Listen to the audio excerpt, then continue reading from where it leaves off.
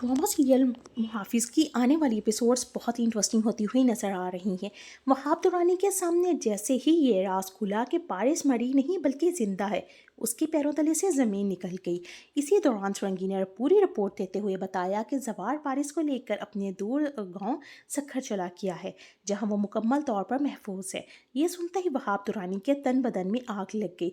उसने फौरन अपने गुंडों को ललकारते हुए कहा कि तैयार हो जाओ, मुझे पारस हर कीमत पर वापस चाहिए। इस बार मैं खुद जवार के गांव जाऊंगा, पारस को उठाकर लाऊंगा, फिर देखता हूँ वो बॉडीगार्ड उसे कैसे बचाता है।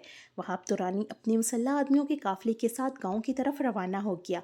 उसका मकसद सिर्फ पारस को हासिल करना नहीं था, बल्कि जवार को भी ऐसी सजा देना था कि लोग बरसों तक याद रखे। दूसरी जानब जवार के घर में उसकी बहन मरियम की शादी की तैयारियां अरूज पर थीं। हर तरफ खुशियों का समा था, लेकिन पारस का दिल खून के आंसू रो रहा था। मेहंदी की तकरीब के दौरान रेशम, जो जवार को अपनी जागीर समझती थी, पारस के पास आई और जहरीले लहजे में बोली, क्यों मैडम पारस, गांव की शादियां कैसी लग रही हैं? अभी तो मरियम की शादी है, मुझे उम्मीद है कि मेरी और जवार की शादी में भी ज़रूर आओगी और हमें दुआएं दोगी। रेशम की यह बात सुनते ही पारस के चेहरे के तासुरात बदल गए। उसके दिल में शदीद तूफान बर्पा हो गया। एक लम्हे के लिए उसका दिल चाहा कि रेशम को वहीं ख़त्म कर दे, मगर उसने खामोशी अख्तियार की और वहाँ से उठकर चली गई। रेशम को पारस की बेबसी और तकलीफ देकर अजीब सा सुकून मिला। उसे यकीन हो चला था कि उसने पारस को यह एहसास दिला दिया है कि जवार कभी उसका नहीं हो सकता। उधर जवार अपनी ज़िंदगी की सबसे बड़ी आजमाइश में गिरा हुआ था। उसके वालिद अजाज साहब ने उसे अपने पास बुलाया और जज्बाती अंदाज में पूछा, जवार तुम रेशम से शादी क्यों नहीं करना चाहती? क्या तुम्हारे दिल में किसी और के लिए जगह बन चुकी है? अगर ऐसा है तो मुझे सच बता दो। जवार ने नज़रें झुकाकर जवाब दिया, पापा मैं अभी शादी ही नहीं करना चाहता, मैं पहले अपनी ज़िंदगी में कुछ बनना चाहता हूँ, अपने पाँव पर खड़ा होना चाहता हूँ। अजाज साहब उसकी खामोशी के पीछे छुपा सच भांप चुके थे। उन्हें अंदाज़ा हो गया था कि जवार के दिल में पारस के लिए जज्बात पैदा हो चुके हैं।